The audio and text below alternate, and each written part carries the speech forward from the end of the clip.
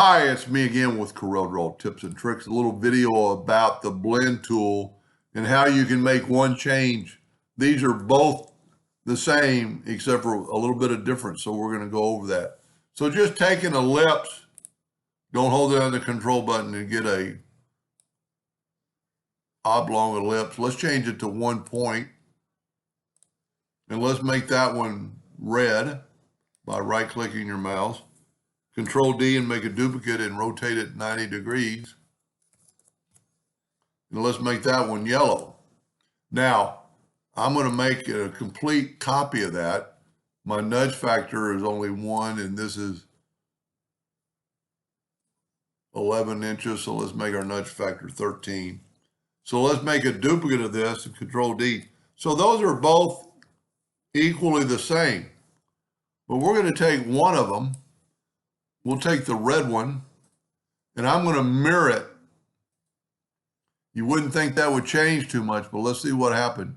Select this, go up to Effects, and Blend. And we're going to blend it at the maximum, which is 999 times, which is going to give you a smooth blend, and you get that. This one I did not mirror 999 times, and look at the difference. So you get a completely different effect by just, it's almost, you'll probably never make that mistake. It's almost like drawing two lines. If you draw a line down, well, let's get the 2-point line.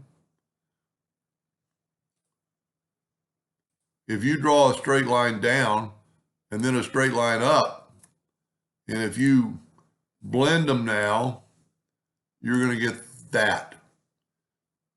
So when you're drawing a line, and I'll just show you, let's select both these and get the shape tool.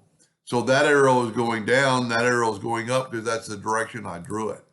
So whenever you blend something like that and you want it blended, make it just a copy of it and just move it over, or because that way they're the same length. But now let's make this one red and this one yellow. I'm just right-clicking the mouse, select them both, and now you're going to get that. It just blended the colors.